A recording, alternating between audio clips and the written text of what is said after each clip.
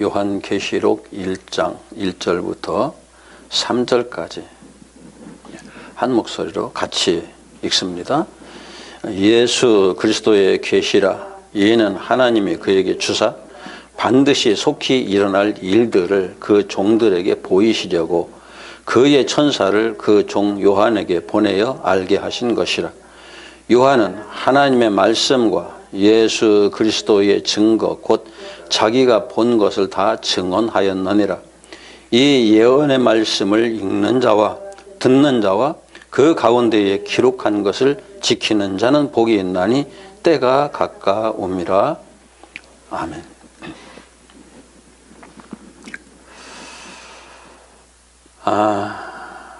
요한계시록의 내용은 예언의 말씀이고 사도 요한의 증언이다.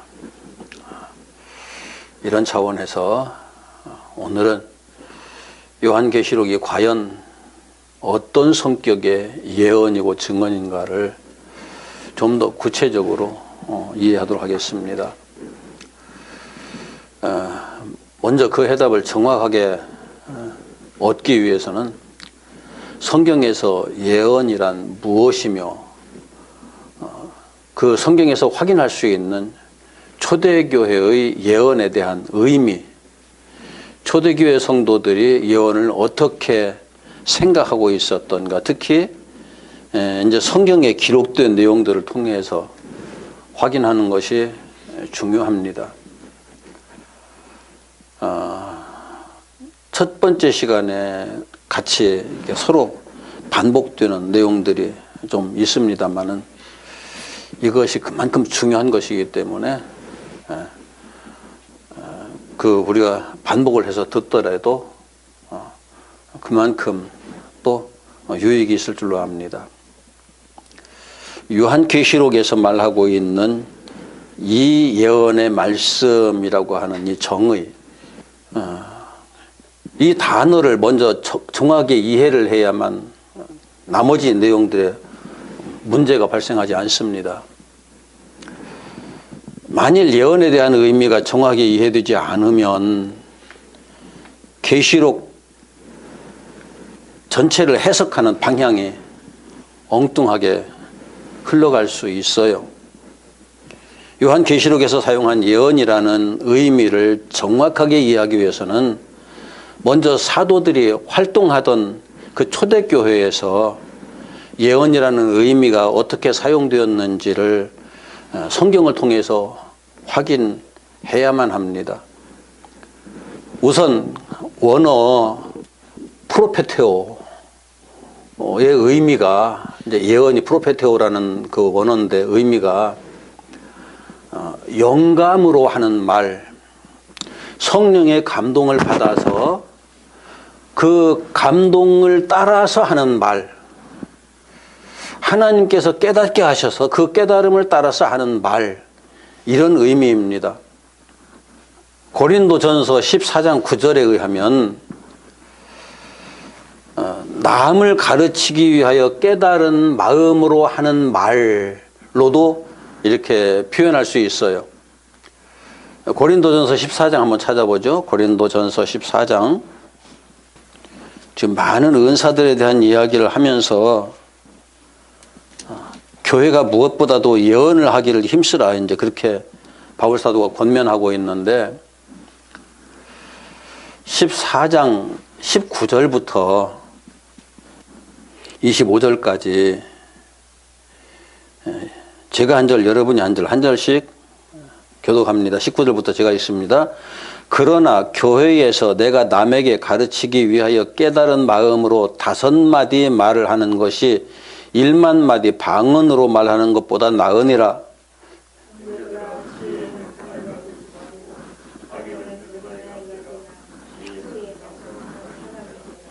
율법에 기록된 바 주께서 이르시되 내가 다른 방언을 말하는 자와 다른 입술로 이 백성에게 말할지라도 그들이 여전히 듣지 아니하리라 하였으니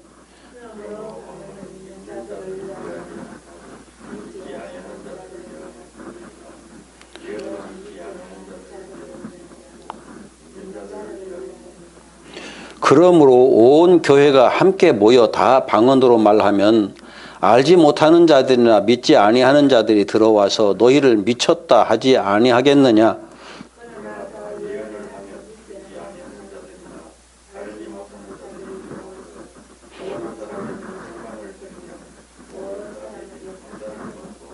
같이 읽습니다.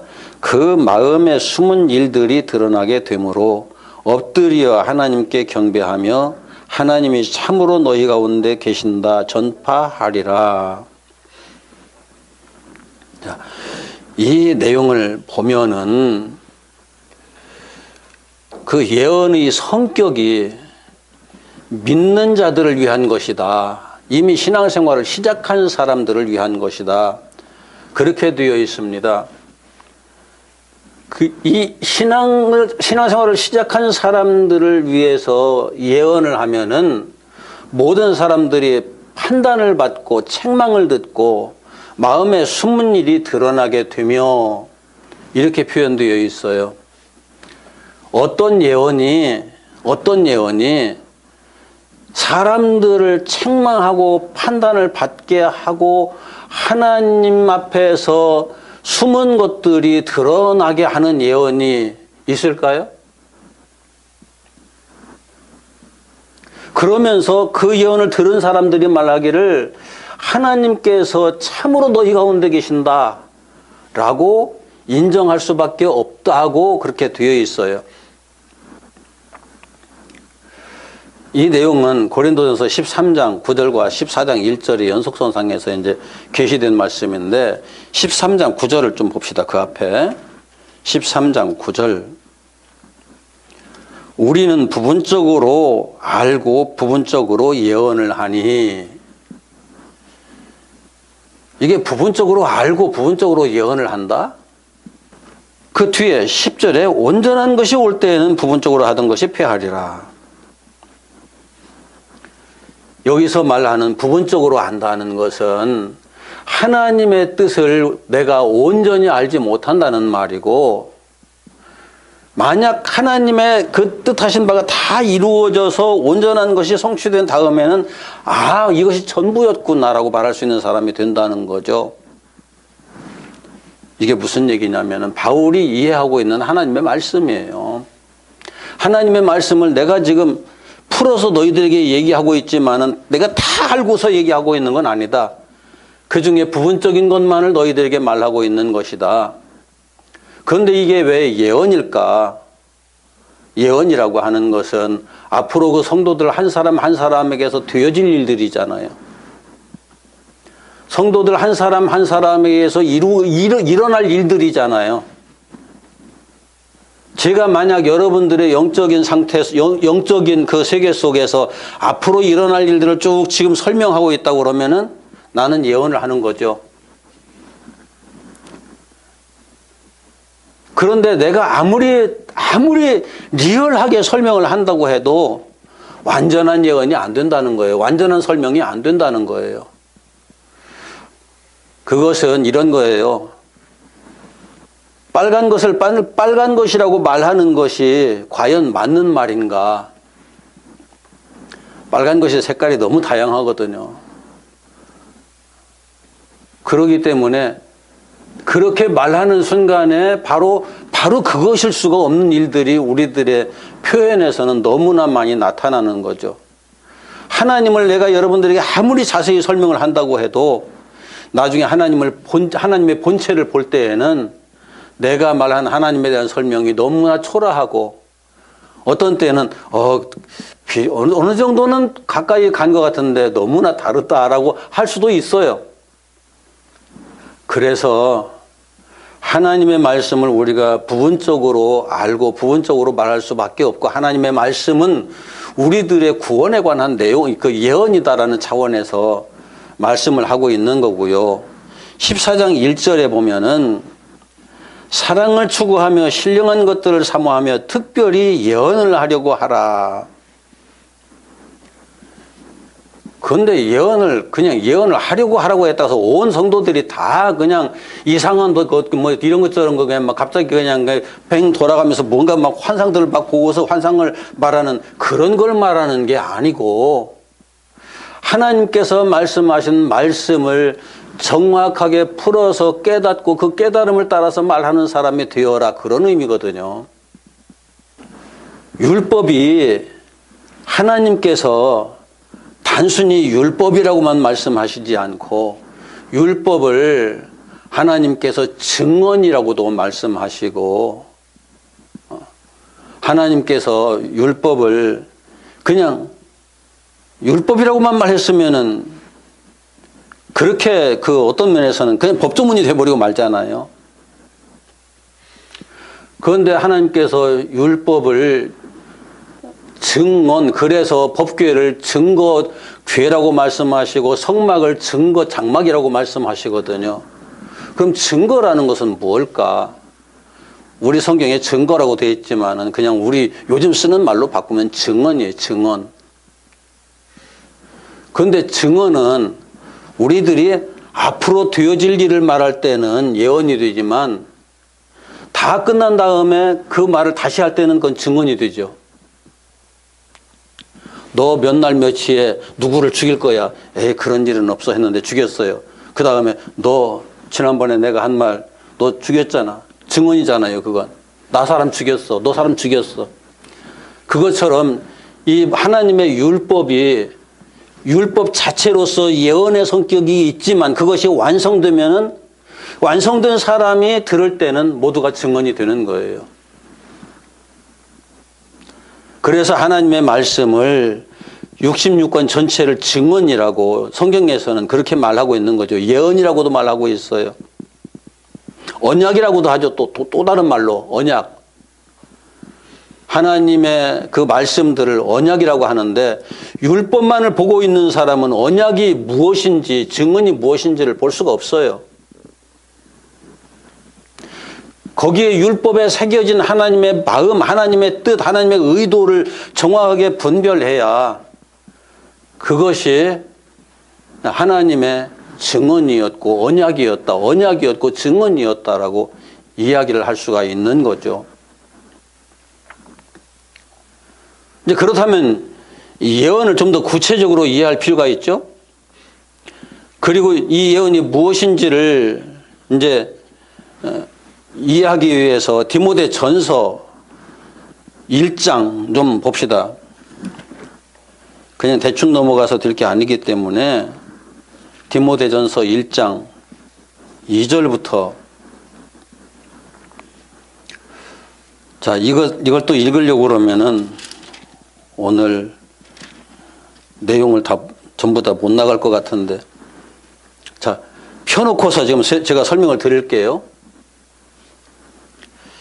1장 2절에 보면은 아들 디모데에게 하는 말인데, 믿음에서 참 아들 된 디모데에게 편지한다. 하나님 아버지와 그리스도 예수 우리 주께로부터 은혜와 공의가 평강이 내게 있을지어다 해놓고, 그리고 18절로 넘어가면 아들 디모데야, 내가 내게 이 교훈으로서 명하노니 전에 너를 지도한 예언을 따라 그것으로 선한 싸움을 싸우며 라고 되어 있어요. 바울이 예언으로 디모데를 지도했다는 것이 아니고 하나님의 말씀으로 지도했다는 건데, 하나님의 말씀을 바울이 생각할 때는 예언인 거죠. 디모데에게. 자기 자신에게는 이루어진 부분이 많기 때문에 증언일 수 있어요. 그런데 디모데에게는 그 또 하나의 언약이면서 예언인 거죠. 그래서 너는 앞으로 이렇게 하면은 그렇게 될 거야 라고 계속 지도를 했었고, 그것이 디모데가 자기의 신앙생활을 지켜가면서 아, 그랬구나 하고 이해되는 그런 상황으로 전개되는 거죠. 이제 그 내용을 좀 더 자세히 보려고 그러면 3절로 디모데전서 1장 3절. 내가 마게도냐로 갈 때에 너를 권하여 에베소에 머물라 한 것은 어떤 사람들을 명하여 다른 교훈을 가르치지 말며 신화와 끝없는 족보에 몰두하지 말게 하려 함이라. 그러니까 이 예언이 뭐냐면은 다른 교훈이 아닌 거예요. 다른 교훈. 다른 교훈이 아닌 거라는 것은 하나님께서 성경에서 말씀하신 이 믿음의 교훈, 오직 이것만을 말하라는 의미인 거고, 그리고 신화와 끝없는 족보, 무슨 얘기냐? 성경 펴놓고 신화 얘기하지 마라. 족보 얘기하지 마라. 그런 것에 창념하면은, 그런 것에 매달리면은 하나님의 예언, 하나님의 그 언약, 하나님의 증언을 들을 수가 없다, 볼 수가 없다, 깨달을 수가 없다는 거죠. 그런데 참 아이러니한 것은 지금도 성경을 보고 있는 사람들이 성경에서 자꾸 신화를 끄집어내려고 그래요. 성경에서 족보를 끄집어내서 펼쳐놓으면서 이게 하나님의 말씀이다라고 하는 경우가 참 많아요. 언제 뭐 했고 언제 누가 이런 일을 했고 그런 게 중요한 게 아니거든요. 5절에 보면은 이 성경이 우리들에게 주는 게 있어요. 뭔가 하면은 정결한 마음과 선한 양심과 거짓이 없는 믿음에서 나오는 사랑을 갖게 하는 것이다.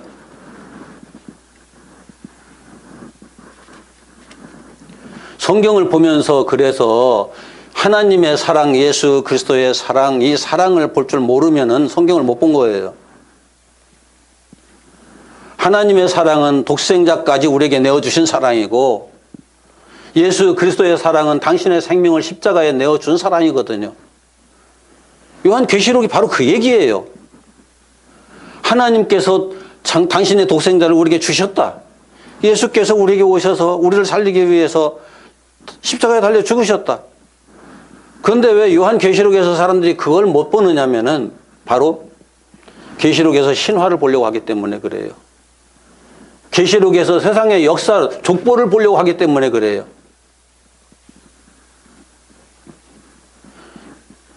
디모데전서 1장 6절 7절로 넘어가면은 바로 이 신화에 빠지고 족보에 빠져서 헛된 말들에 자꾸 우리가 쓸려가게 되면은 율법의 선생이 되려고 하는 사람들조차도 자기가 하는 말을 이해하지 못하게 된다. 제가 계시록 강의를 들으러 몇 군데 다녔었는데 몇 마디 질문을 하면은 결국은 질문에 대답을 못 해가지고 엉뚱한 소리만 자꾸 하는 경우를 많이 봤거든요. 하나님의 말씀을 제대로 이해를 하고 있으면 언제 어느 때 무슨 질문이 들어와도 그 질문을 해석해 줄 수 있어야죠. 설명해 줄 수 있어야죠. 답을 해 줄 수 있어야죠. 내가 이해하고 있지 못하니까 대답을 못 하는 거죠. 8절에서는 5절까지의 성경한 내용이 율법이다. 그 율법은 적절히 쓰면은 선한 것이다. 이런 말이에요. 율법을 잘 활용하면 그건 선한 것인데 율법을 잘못 사용하면은 그것은 악한 것이 된다. 9절과 10절에는 율법을 적법하게 사용하는 경우를 설명하는 내용인데 하나님께서 율법을 주신 목적에 맞추어서 율법을 설명하는 거죠. 선하고 의롭게 살라는 말씀이 아니라 율법은 정죄하는 법이다. 9절 10절 한번 볼까요? 디모데전서 1장 9절 10절 시작.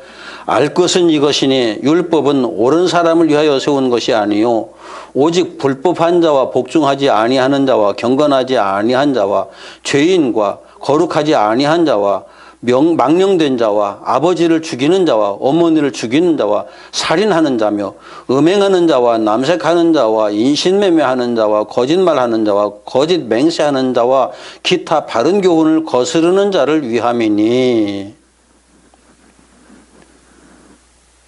그럼 율법은 우리하고는 상관없는 것이 되나요? 여기 앞에서 말한 것들하고 나하고는 아무런 상관없는 일들인가요? 아니에요. 결국은 이게 우리 자신의 본질을 다 끄집어내서 하는 말이에요.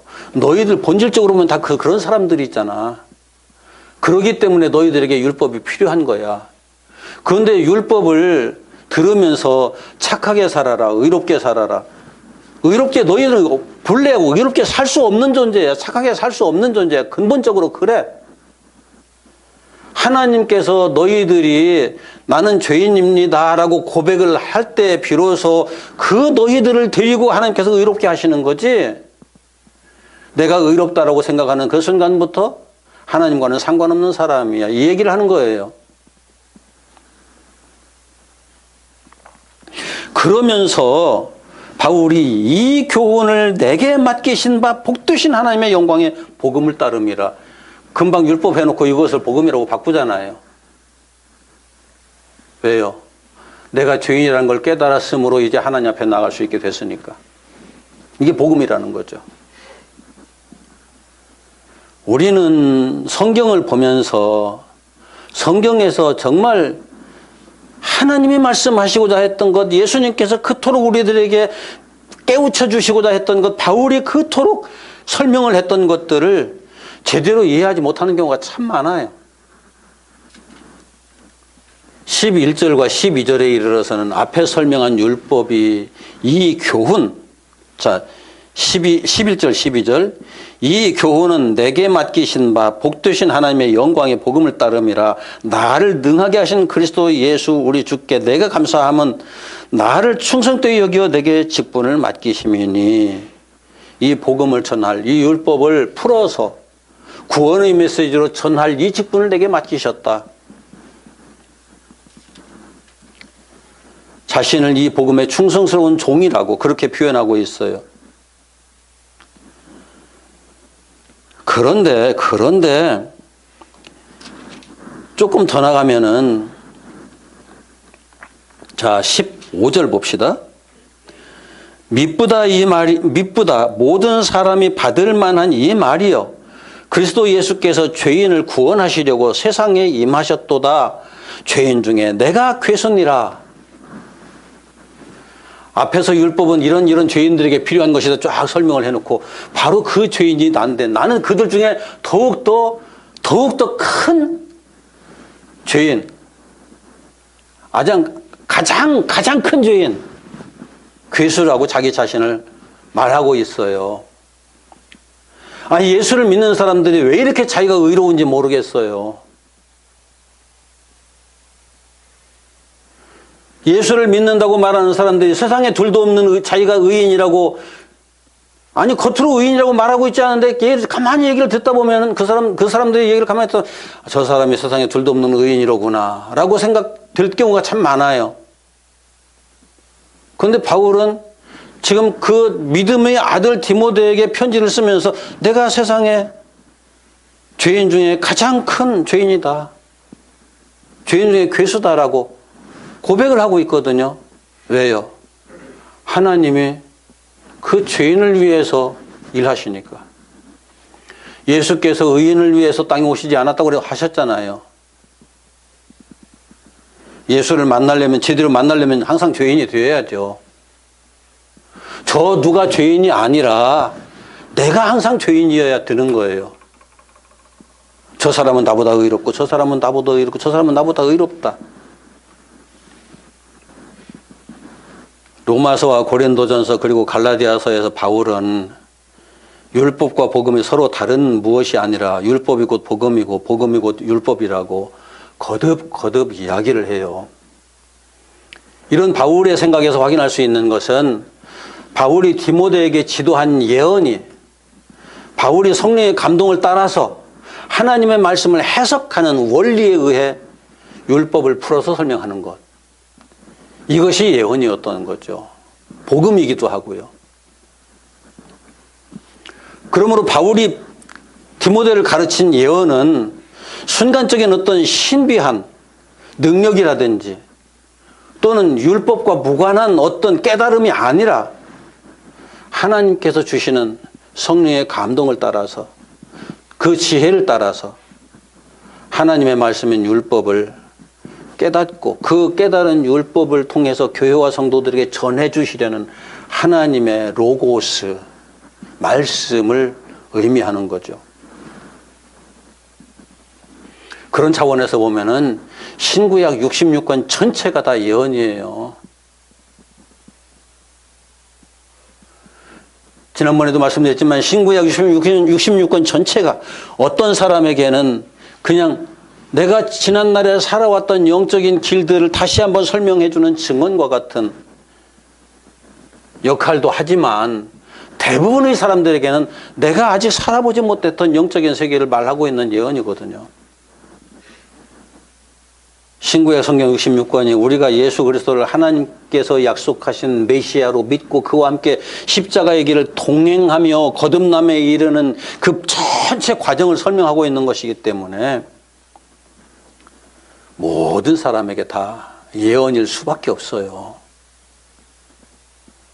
그래서 계시록은 그냥 단순하게 이게 참 그래서 단순하게 말하는 것들 때문에 엄청나게 많은 오해들이 발생하지만 또 이럴 때는 단순하게 말할 수밖에 없는 게 있어요.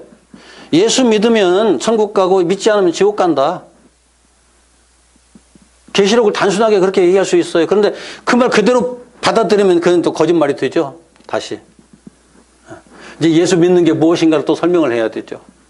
예수 믿지 않는다는 것도 무엇인가를 구체적으로 설명을 해줘야 그게 거짓말이 되지 않는 거죠. 요한계시록은 그래서 예수의 증언이에요. 이 예수의 증언. 계시록 19장 10절을 봅시다. 계시록 19장 10절. 계시록을 거의 마감해가면서 하는 말인데요. 계시록 19장 10절. 같이 읽습니다. 내가 그 발 앞에 엎드려 경배하니 그가 나에게 말하기를 나는 너와 및 예수의 증언을 받은 내 형제들과 같이 된 종이니 삼가 그리하지 말고 오직 하나님께 경배하라. 예수의 증언은 예언의 영이라 하더라. 아니 예수의 증언 그것을 예언의 영이라고 했어요. 그러니까 예수의 증언은 단순히 예수님께서 하시는 말씀이 아니고 그 말씀 자체가 성령이고 그 말씀 자체가 영인 거죠. 영적인 내용들이 다. 그러니까 이 계시록을 그런 영적인 차원에서 접근하고 해석을 해야 되지 물리적인 차원으로 풀어나가면은 계시록 자체가 엉망진창이 되어버리고 마는 거죠. 이 예언은 계시록의 예언은 알고 보면 아담으로부터 시작해서 이 물리적 시공간의 역사가 다 끝나고 이 물리적 세계 종말이 올 때까지 존재하는 모든 인간, 모든 인생들에게 적용되는 예언의 말씀이에요. 그런데 이제 이 예언의 특징이 일단 교회 안에 들어오지 않은 사람은 이해를 못해요.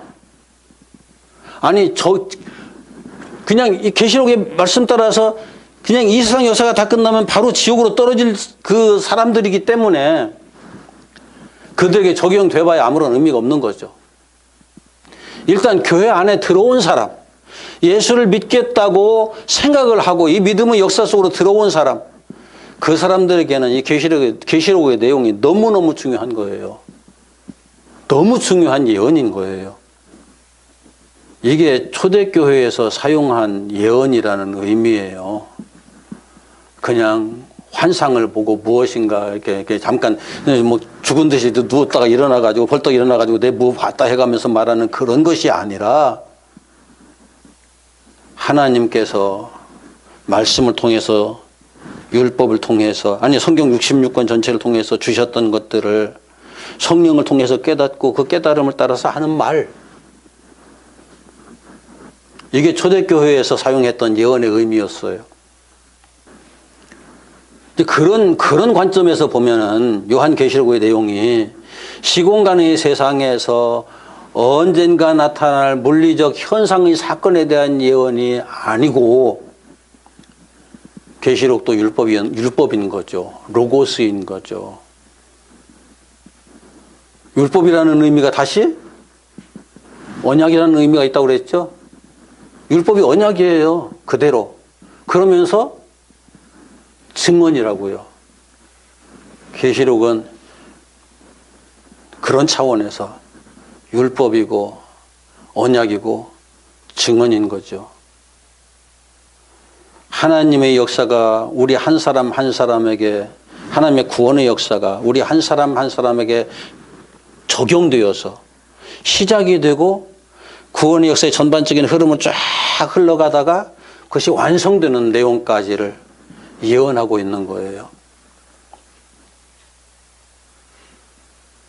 그러므로 이 요한계시록의 내용은 과거에 이 땅에 이미 있었고 현재에 있고 또 미래에 있을 모든 교회와 모든 그리스도인들에게 향한, 모든 교회에게 향한 예언의 말씀이기도 한 거예요. 당연히 이 땅에 과거, 현재, 미래 그리스도인들에게 이 예언이 적용되지 않았다거나 이 예언대로 이루어지지 않을 수 있는 사람은 단 한 사람도 있을 수가 없죠.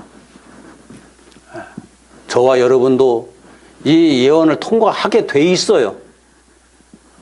이걸 읽어가면서 이 부분은 내가 지금 되고 있는데 이 부분은 안 되고 있구나 하는 것도 확인할 수 있어요.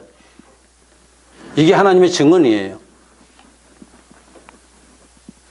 그래서 요한계시록의 예언은 나에게 적용되어서 새하늘과 새 땅으로 가는 길에 대한 예언이에요. 또 다른 관점에서 보면은 나에게 적용되어서 영원한 불못으로 가는 길에 대한 예언.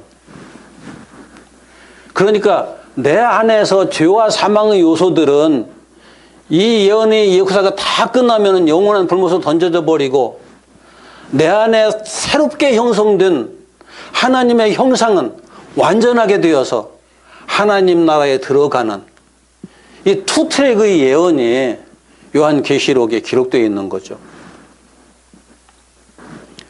이 예언은 그래서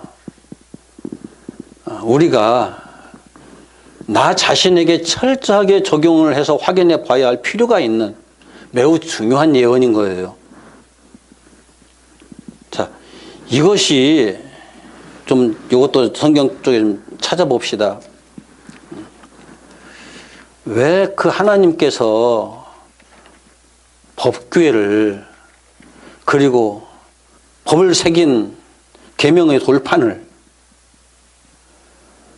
그리고 성막을 증거막이라고 부르셨는지 출애굽기 16장 34절 한 절 같이 읽습니다. 아론이 여호와께서 모세에게 명령하신 대로 그것을 증거판 앞에 두어 간수하게 하였고, 증거판이 이게 뭐예요? 예, 십계명을 새긴 돌판이잖아요. 이제 여기 이제 그 이스라엘 백성들이 광야를 이제 들어와서 생활할 때 양식이 떨어져 가지고 양식 없다고 하니까 하늘에서 만나가 내렸잖아요. 만나를 항아리에다 담아 가지고 그것을 바로 그 증거판 앞에 두었다. 이게 이제 성막의 증거궤 앞에 두었다는 의미예요. 증거궤 속에 두었다는 의미는 아니고, 이것도 많은 사람들이 착각을 하는데, 그리고 증거궤, 법궤를 또 증거궤라고 말하죠. 출애굽기 25장. 여러 군데 있지만은 그냥 대표적인 것 한 군데만 봅시다. 25장 22절, 21절, 22절 같이 봅시다. 시작. 속죄소를 궤 위에 얹고 내가 네게 줄 증거판을 궤 속에 넣으라. 거기서 내가 너와 만나고 속죄소 위 곧 증거궤 위에 있는 두 그룹 사이에서 내가 이스라엘 자손을 위하여 네게 명령할 모든 일을 네게 이르리라. 법궤를 증거궤, 요즘 말로 바꾸면 증언의 상자, 그런 말이에요. 예. 자, 그 다음 한 군데 더 봅시다. 출애굽기 38장 21절. 38장 21절 시작. 성막 곧 증거막을 위하여 레위 사람이 쓴 재료의 물목은 제사장 아론의 아들 이다말이 모세의 명령대로 계산하였으며, 여기 증거막이라고 되어 있죠. 범막이라는 의미도 있지만은 원문에 보면은 증언의 천막이라는 의미예요. 그런데 하나님의 법을 보면서 그게 증언으로 보여지는가요? 뭘 증언하고 계신가요, 거기에서? 이제 보는 건 이제 그 율법밖에 못 보는 사람들은 그래요. 아, 이게 율법밖에 못 보는 사람도 그것도 안 보이겠네. 율법의 본질을 보는 사람들이 그 내용을 보면서 아, 내가 죄인이라는 것을 증언하고 있구나. 첫 번째. 그 다음에 내가 죄인인데 나를 구원하시겠다는 약속이 여기에 있구나. 두 번째. 세 번째, 하나님께서 결국 나를 이렇게 구원하셨구나. 증언. 이렇게 진행되는 거예요. 계시록도 다르지 않아요. 똑같아요. 계시록 15장. 계시록 15장 5절. 자, 이 땅에 있는 그 성막은 그냥 땅의 성막이에요. 땅의 성전이에요. 그런데 15장, 계시록 15장 5절에 보면은 같이 읽습니다. 또 이 일 후에 내가 보니 하늘의 증거 장막의 성전이 열리며, 하늘의 증거 장막의 성전이 열리며 일곱 재앙을 가진 일곱 천사가 성전으로부터 나와, 이건 좀 이제 계시록 저 뒤에 가서 구체적으로 배워야 이제 확인이 되겠지만, 여기 지금 하늘의 증거 장막이 지금 소개되고 있어요. 땅의 증거 장막은 사람들이 항상 보면서 율법밖에는 이해를 못해요. 그런데 하늘의 증거 장막이 열리니까 이 대접이 쏟아져요. 천사들이 거기서 대접을 가지고 나와서 쏟아요. 말씀의 깨달음이 차원이 달라졌다는 얘기예요. 지적으로 말씀을 이해하는 것이 아니라 그 존재로 받아들여 가지고 존재의 변화가 어마어마하게 일어나는, 우리의 존재의 본질을 다 파헤쳐 가면서 그것을 바꾸는 역사가 진행되는 내용이 이렇게 전개된다는 것을 표현하고 있는데, 하늘의 증거 장막이 열리지 않으면, 다시 말해서 하나님의 원래의 뜻이 성막을 통해서 열리지 않으면은 우리가 진리를 이해할 수 없어요. 진리의 본질을 만날 수가 없어요. 그걸 지금 여기서 설명하고 있는 거거든요. 그래서 이걸 우리가 성경을 잘못 보면은 정죄하는 법조문으로 보게 되는데, 거기에 이제 하나님께서 열어주시는 성전의 그 법궤의 그 본질을 열어서 보게 해주시는, 우리가 윤리적으로 열 수 없어요. 그 구약의 법에 보면은 사람이 임의로 열면은 그 뚜껑을 여는 사람은 그 자리에서 죽거든요.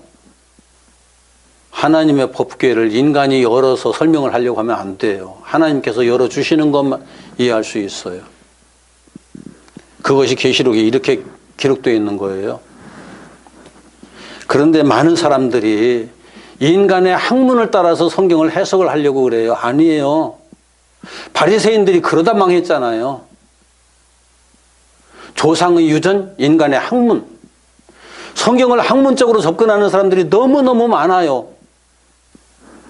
누가 이렇게 말했고, 누가 이렇게 말했고, 누가 이렇게 설명했고, 누가 이렇게 설명했고, 그 위대한 신앙인들이 이렇게 설명했기 때문에 이게 맞을 거야. 하나님은 그렇게 하지 말라고 그랬어요. 요한계시록의 이 예언의 내용을 보면은 그냥 간단해요. 당신이 예수를 믿으면 믿음의 역사가 이렇게 진행되는데, 이 과정에서 거듭나고 회개해서 하나님의 그 우리를 거듭나고 회개하는 과정에서 새롭게 창조하는 역사를 경험하게 될 거고, 새롭게 창조되는 역사를 경험해 가면서 내 속에서 천지가 뒤바뀌는 어마어마한 일들이 일어날 거다. 너는 반드시 그걸 체험하게 돼 있어. 내 안에서 내 우주가 바뀌는 역사가 일어나는 거예요. 그리고 결국에 내 안에 형성된 하나님의 형상은 영원한 하나님 나라에 들어가고, 내 안에 옛사람, 죄와 사망의 존재는 영원한 불못에 던져진다. 이렇게 계시록은 예언하고 있는 거예요.